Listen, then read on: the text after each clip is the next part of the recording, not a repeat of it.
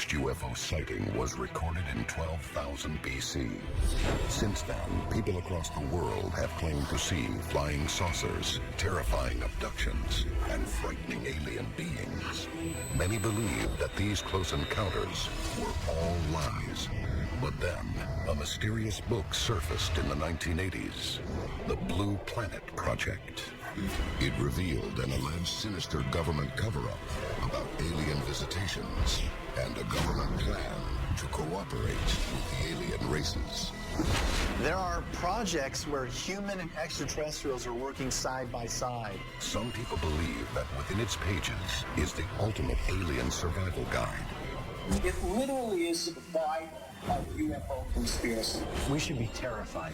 Join us as the Blue Planet Project is unsealed. A global effort has begun. Secret files hidden from the public for decades, detailing every UFO account, are now available to the public. We are about to uncover the truth behind these classified documents. Find out what the government doesn't want you to know. Unsealed Alien Files. Exposing the biggest secret on planet Earth. The Blue Planet Project outlines 160 different alien races, alien technology, experimentation, and underground installations. All this pointing to a massive government cover-up. If the Blue Planet Project is real, then that wildly changes our sense of the universe. It will decenter us. What if the Blue Planet Project is true? What if there is a secret government alien cover-up? Just when did it all begin? July 16th, 1945.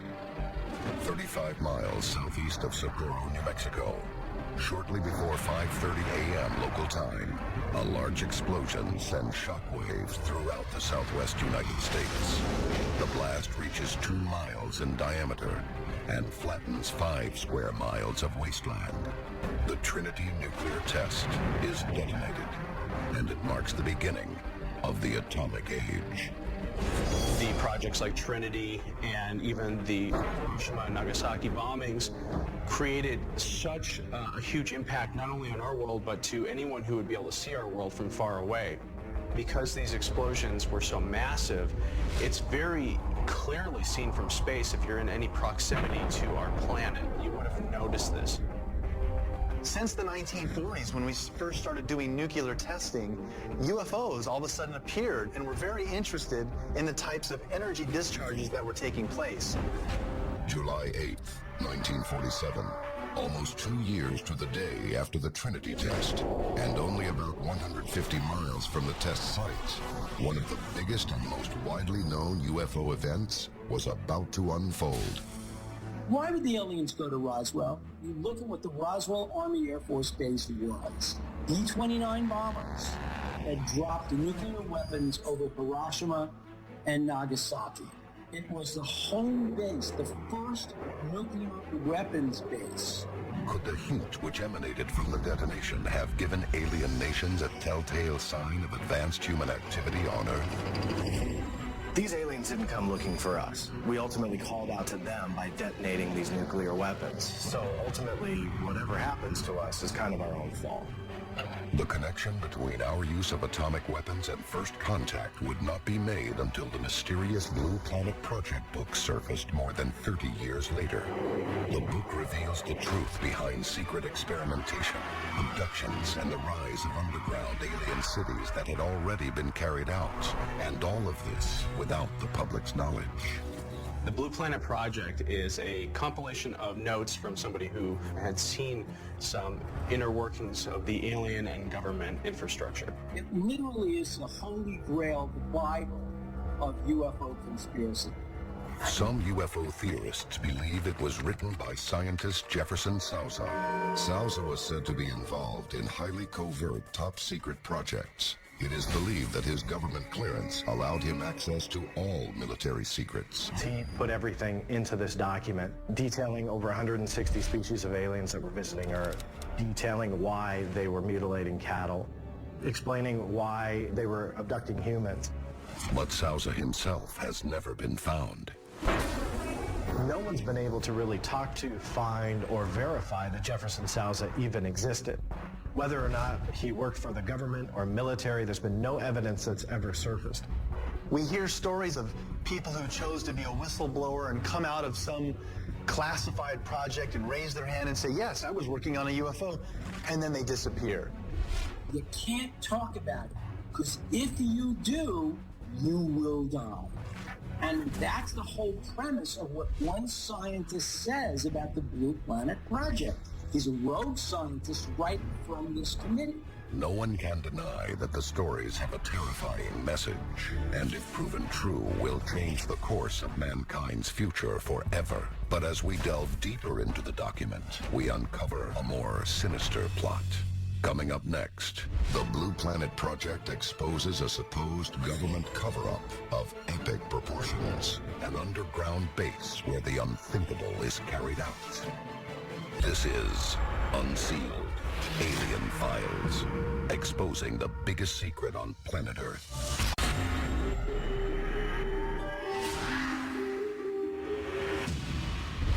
Welcome back to Unsealed Alien Files. Do we finally have an answer to the alien question? Are we alone, or are aliens secretly walking among us? 30 years after incidents at Roswell, a mysterious book surfaces, revealing secrets that shock its believers to the very core. A UFO crashed in Roswell in 1947. We recovered technology. We recovered alien bodies. We recovered a live alien, a living extraterrestrial entity. What do we do with this? Unsealed case file, the shadow government. The U.S. government has no evidence that any life exists outside our planet, or that an extraterrestrial presence has contacted or engaged any member of the human race. In addition, there is no credible information to suggest that any evidence is being hidden from the public's eye. We would embargo the truth about the existence of aliens, our knowledge of them, our working with them, our reverse engineering alien technology. None of that we would talk about. We would deny. According to the Blue Planet Project, the U.S. government set out on a journey to create the biggest cover-up in history, while attempting to discover what could be gained from the technology and weaponry of these strange new beings. But it was a job they couldn't do alone. The Blue Planet Project actually explains that there are a collection of secret societies who've also been looking into this alien topic and potentially masterminding the whole interaction of aliens visiting Earth. For the first time in history, the Blue Planet Project puts a name to these secret agencies. Project Red Light, the covert military subgroup created to test and fly recovered UFOs. Blue Team, a group that handled the recovery of downed or crashed alien life forms. And Project Delta, a security team and task force, more commonly known as the Men in Black. But no group is more notorious than the one behind all the others, the infamous Magic Group, also known as MJ-12. I think the closest to a secret society that's keeping the lid on the UFO cover-up would be the Majestic 12 organization. The MJ-12 was basically formed out of the NSO, National Security Organization, as a means to deal with this interaction with extraterrestrials or interdimensionals that were interacting with us. Their response was to come up with a commission of people to interact with these things and make all the decisions of what happened between alien and human interaction left to 12 people. If that's true, that's scary. According to the author of the Blue Planet Project, MJ-12 is comprised of scientists, military leaders, and government officials, including luminaries such as former U.S. Defense Secretary James Forrestal. If the document is proven true, this group was able to hide the alien reality from the public and lay the groundwork for a hidden agenda that continues to this day. To keep the truth secrets, MJ-12 has been implicated by UFO theorists in everything from covering up Roswell to countless alleged murders, disappearances, and so-called accidents of those considered a threat to national security. Even if those threats were their own members, leading UFO specialists point to former Secretary of Defense James Forrestal. Reports state President Truman himself asked Forrestal to step down when he openly objected to the secrecy about the alien problem. On the morning of May 22nd, 1949, James Forrestal was found dead after plunging mysteriously from the 16th floor of his hospital room. The official report declared only that he had died from a fall. To this day, the government has categorically denied the existence of MJ-12. But recently, 2 documents have surfaced claiming that MJ-12 and their hidden agenda is very real. We've actually found the evidence that these secret groups do exist and that they are operational and they're doing exactly the job they're designed to do. Keep the UFO secret while investigating UFO technology. I don't need to believe it. The evidence is there. It is evidence sustainable in a court of law. But the most disturbing piece of information hidden within the document points to an unimaginable possibility.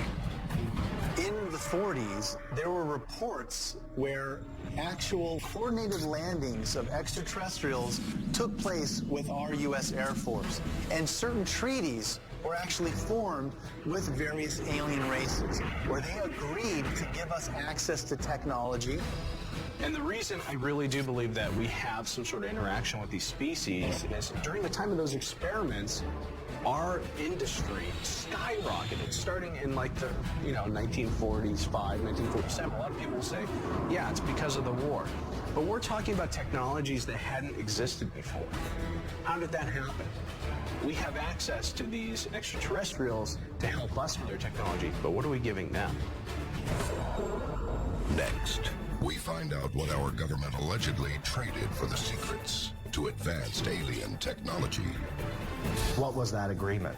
Whose base really is this? And finally get a glimpse of who or what is behind it all. Large bulbous eyes, bald head, they are beings that come and take you in the night. This is Unsealed Alien Files, exposing the biggest secret on planet Earth. Welcome back to Unsealed Alien Files. Are there aliens among us? If so, where did they come from? And what do they want? More than 2 decades ago, a frightening document began circulating within the UFO community, outlining extraterrestrials living covertly on our planet. The book is known as the Blue Planet Project. The document describes more than 150 species of aliens that have visited or are visiting our planet at this time. More chillingly is how the document describes the alien races in great detail. Almost as if the author had been on the inside. The Blue Planet Project talks about over 150 species of aliens visiting Earth. They start with the Greys, the Nordics, and even the Reptoids. Just like here on Earth, we have different species and also different races in humanity. And we know that many different people who have been abducted describe variations of what we call the Grey. These spindly limbed, small beings, usually 3 to 4 feet in height, large bulbous heads, black almond-shaped eyes, and it seems very interesting that they all seem to look alike. What happens next depends on the story you listen to, whether or not it be a violent experiment or maybe just a kind of a ride around the planet in a spaceship. Those are the ones that you hear about the most. Other malevolent species described in the book include the underwater-dwelling Rigelians and Reptoids. The Blue Planet Project describes these beings as perilous creatures, some requiring human blood and fluids to survive.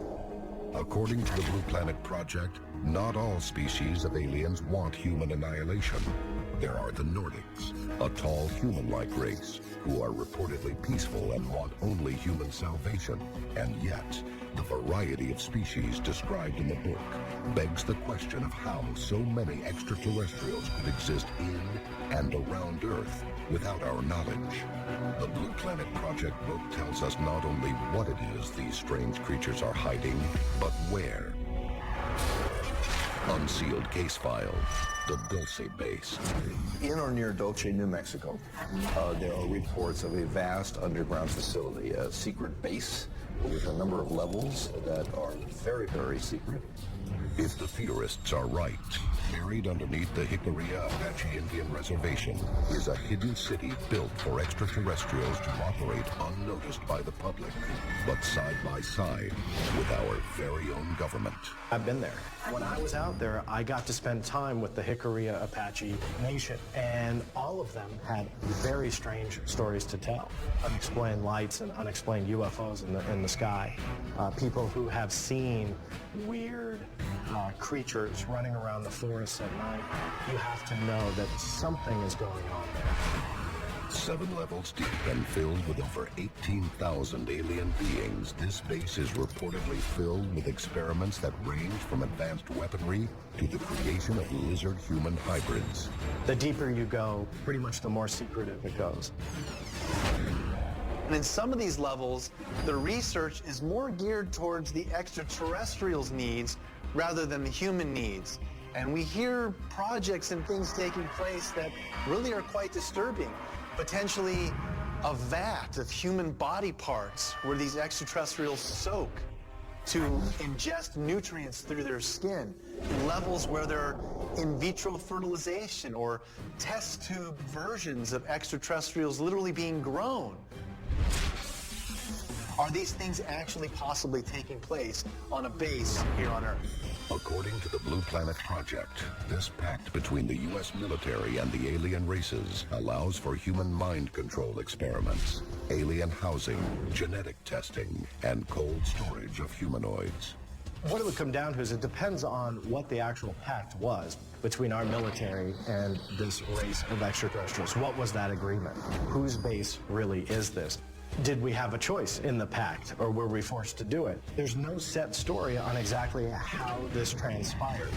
The only part of the conspiracy that's really out there is that it transpired. We agreed to let them abduct a certain percentage of our population for medical research, for experiments that they were interested in. Now, what happened was that they broke that treaty and started to abduct many more people than we had originally agreed to. Tales of experimentation recount stories of pain, torture, and never-ending fear. These are human abductees we're talking about. And if the Blue Planet Project is right, then this could be anyone, including my family, your family. No one's safe. But what was the purpose of this experimentation? The Blue Planet Project book provides an unsettling answer. As the author of the Blue Planet Project tells us, there are various reasons for these abductions, but the most important one does seem to be reproduction. We have aliens abducting us and doing all these experiments, including interbreeding with humans. Why would they do that? Why breed a human and an alien together? And the only answer that I can come up with, and that seems very evident in this book, is they're trying to keep their species alive. They're trying to reproduce. But the real concern may be what will be done with the human race once they find what they need from us. When we come back, if the Blue Planet Project recounts the truth, then what does that mean for the human race? Does the secret alien agenda for mankind involve cooperation or extinction? And what is the government planning that every human on Earth needs to prepare for? This is Unsealed Alien Files, exposing the biggest secret on planet Earth.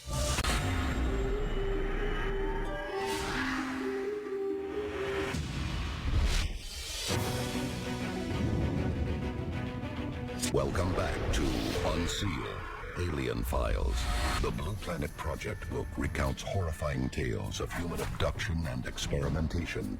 But most terrifying may be the aliens' final solution for mankind once their research is finished. Think of it from a purely logical point of view. This singularity-born consciousness realizes what's really the infestation on planet Earth.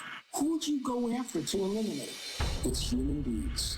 If the Blue Planet Project is right, we have a huge revolution coming, and we need our government to give us full disclosure. The Blue Planet Project, a real-life alien survival guide. It might hold the tools to keep you alive, but only if you believe. This is Unsealed Alien Files, exposing the biggest secret on planet Earth.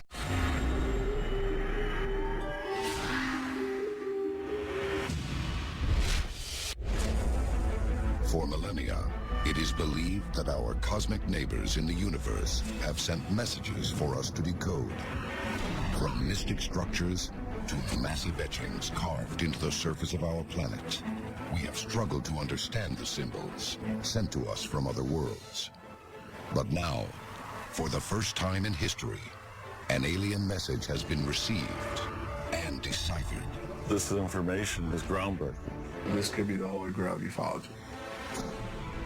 32 years ago, two men made contact with an unknown craft that communicated a message from a world beyond our own. Tonight, we will reveal its meaning, and the way we look at UFO encounters will change. Everything that people thought they knew about UFOs for the last 70 years is probably wrong. Join us as we crack the alien code and its secrets are unsealed. A global effort has begun. Secret files hidden from the public for decades, detailing every UFO account, are now available to the public. We are about to uncover the truth behind these classified documents. Find out what the government doesn't want you to know. Unsealed Alien Files, exposing the biggest secret on planet Earth. No evidence of alien life has been more sought after than a message from another world. People have seen UFOs. People have even seen extraterrestrials. But to communicate with an alien, that would ultimately be the key to unlocking the secrets of life in the universe. But one historic incident stands above the rest when it comes to proof of such communication. The year is 1980.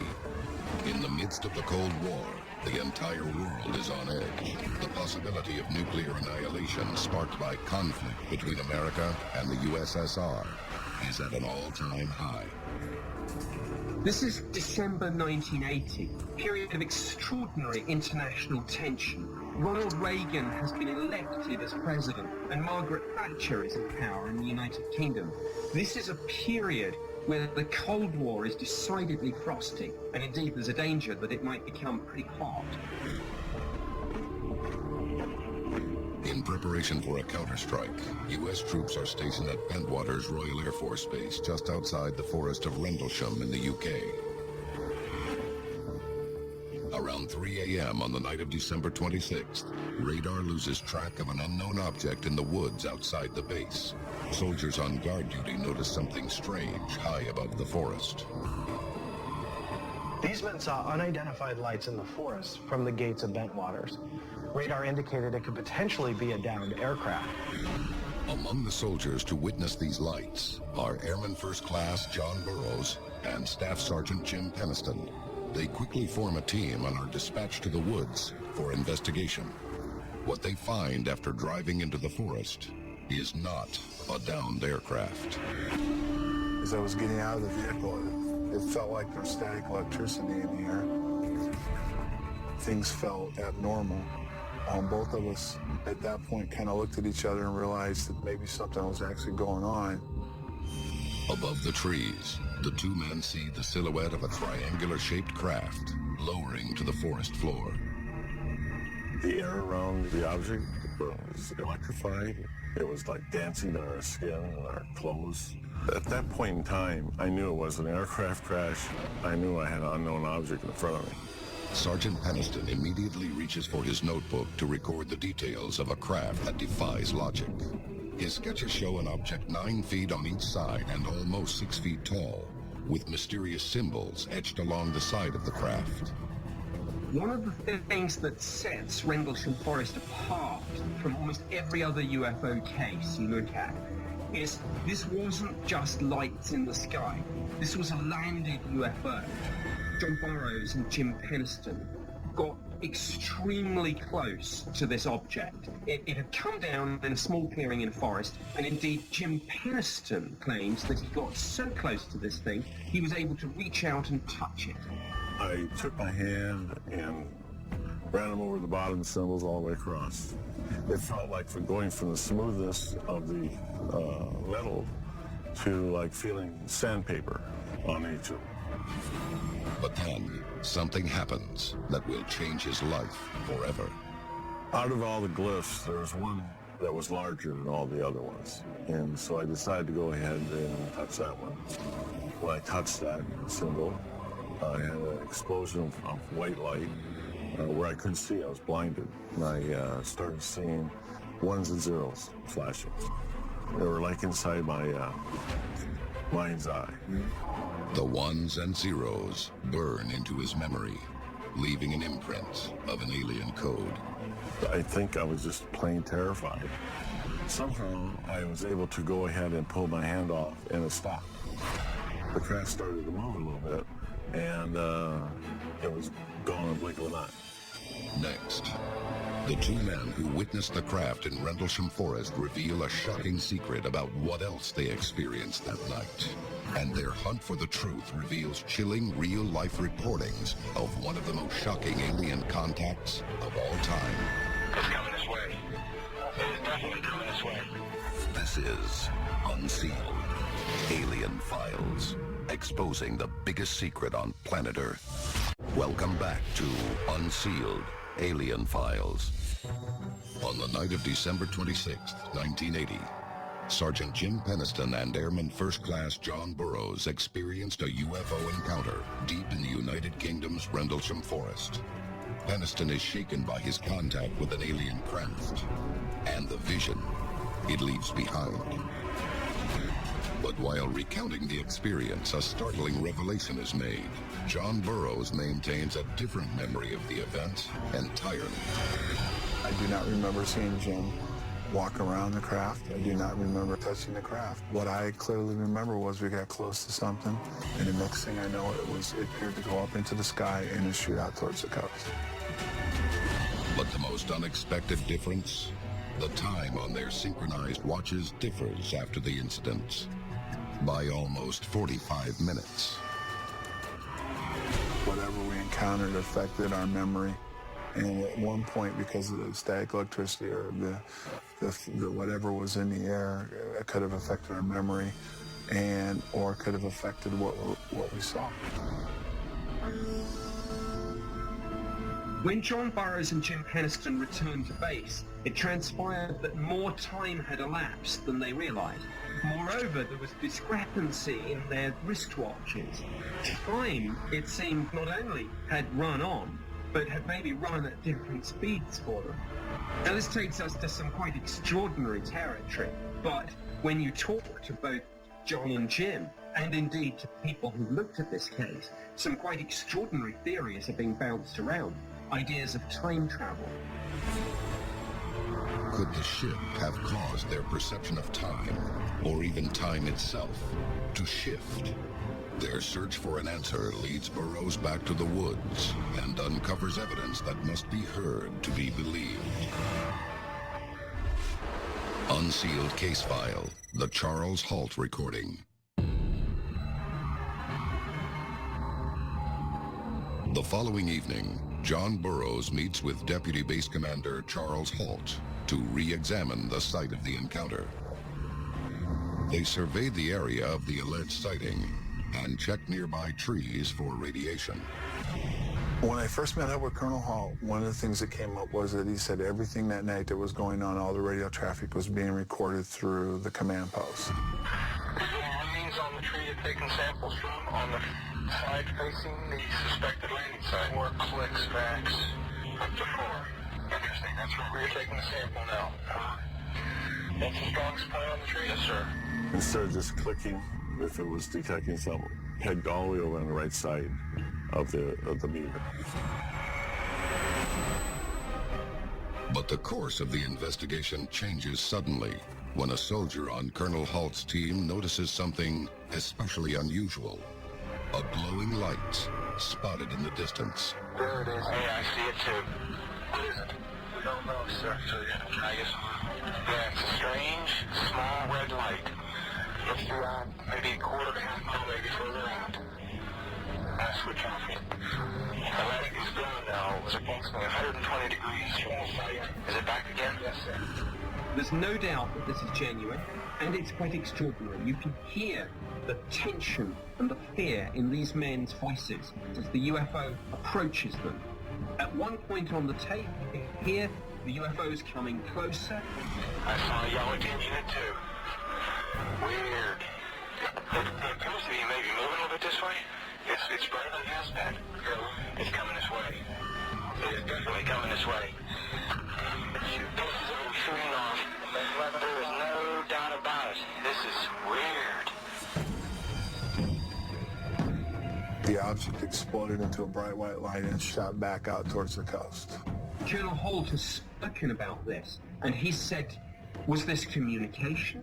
Was this a warning? What was it? On January 13th, 1981, Colonel Holt writes a memorandum to the United Kingdom's Ministry of Defense about the incident. In it, he confirms that what Peniston and Burroughs encountered on the previous night was no figment of imagination, but a real phenomenon, experienced by Holt and his team as well. Two crucial pieces of evidence to support the Rendlesham incident was the Holt memo and the tape recording. But what we found out years later was that there was another even more significant piece, and that was the code that Peniston received when he touched the craft. But in this point in time, he was still keeping the code a secret. I couldn't sleep. I was still having ones and zeros flashing. And after I pulled that notebook back up to look at the original glyphs I drew, I started writing them all out. And after I completed 16 pages, I felt great. But I wasn't going to report that because, I mean, it sounds insane. So I just kept it quiet. In other words, when he touched this craft, there was a huge jolt, and information somehow transferred to him. Now, he forgot about this. Maybe he just blocked it. Maybe he didn't realize it was important. But it was only 30-plus years afterwards that he perhaps realized he was sitting on something of the utmost significance.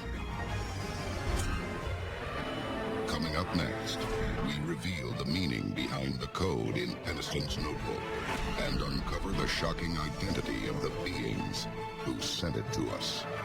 This is Unsealed, Alien Files, exposing the biggest secret on planet Earth. Welcome back to Unsealed, Alien Files. Retired U.S. Air Force Sergeant Jim Peniston has kept a secret from the world. 16 pages of zeros and ones he received in a vision, communicated by an alien craft in the forest of Rendlesham. For 30 years, these pages remained hidden until a chance reunion with his partner, John Burroughs, in 2010.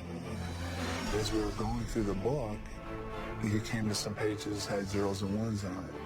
I looked at it and I said, these are binary codes. Binary is important because it's the foundation of digital communication.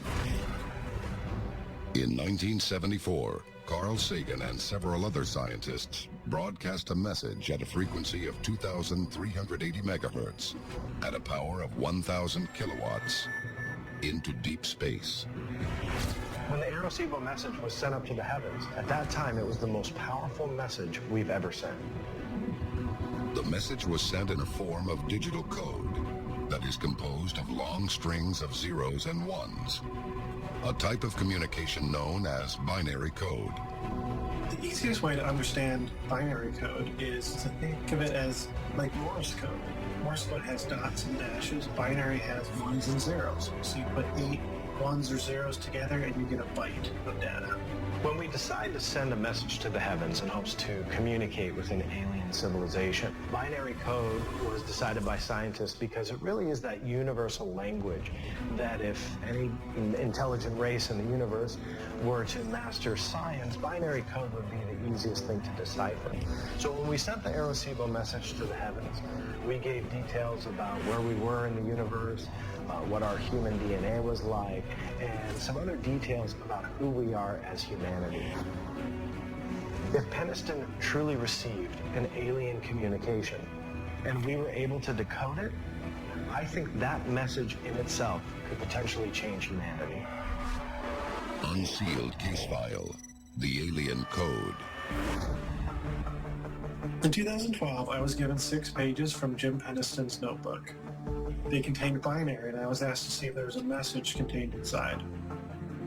Nick Siskey was hired to take the first 6 pages of Peniston's 16-page code and determine if in fact they meant anything at all. So I was skeptical I'd find anything in these binary notebook pages, but I started typing the ones and zeros into my computer, running them through my translator, and I was shocked to find a short message, which read, "Exploration of humanity. What appeared to be latitude and longitude coordinates, continuous for planetary advance." When I saw the message, a chill ran down my spine. I was honestly not expecting to find anything in the binary. And here was what appeared to be a message that would come from aliens if they were trying to communicate with us. Exploration of humanity for planetary advance. The message could be instruction, or perhaps even a warning. A possibility made only more intriguing by the numbers that appear within the code. It's the right number of digits, north and west, indicating somewhere on planet Earth. And when plotted on a map, these coordinates fall on an unlikely location off the coast of Ireland, an island once known as High Brazil. High Brazil has sometimes been dubbed the Celtic Atlantis. It's a sort of lost land, a mythical country, as it were, that some believed was the site of an advanced civilization. According to legends, those who have seen High Brazil reported a land filled with an advanced and wealthy civilization whose architecture consisted of golden towers and majestic domes. Then suddenly in the late 1800s, the island literally disappeared from the map. But in the pages that follow, continued analysis has uncovered other coordinates from around the globe. In the binary code, it clearly shows grid coordinates around the world. And the grid coordinates are located in Southwest United States, which is Sedona, Central America, South America, Greece, Egypt, and a location in China. Many have speculated that the message is pointing to these locations as the origin of alien ancestors on planet Earth. But there is more to this story than we've been led to believe. Many people believed that this binary code could be the smoking gun that blows open not just the Rendlesham Forest mystery, but the whole mystery of the UFO phenomenon itself. But to fully understand the message, we must answer the question, who sent it to the human race? And perhaps the most shocking revelation of the Rendlesham encounter is that Jim Peniston believes he has the answer. Why would a race that traveled thousands of light years play hide and seek with us, give us a binary message, and why is it in English? And why has the craft got markings like a U.S. aircraft? There's thousands of questions like this. It doesn't point to alien. This is not about UFOs.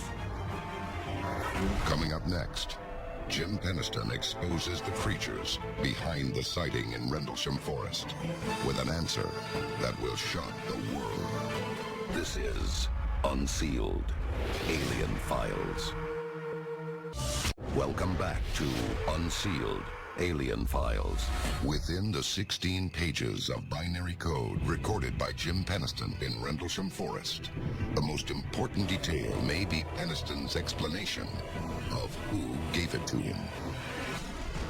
This is not about UFOs. It doesn't point to alien. What I seen was a craft that was us from the future. Perhaps the alien code is actually a message from our own species. If Jim Penniston is correct, the true message of the code is an assurance that mankind will survive well into the centuries ahead, and a shocking revelation that the history of UFOs on planet Earth may be a glimpse into our future. This is Unsealed Alien Files, exposing the biggest secret on planet Earth.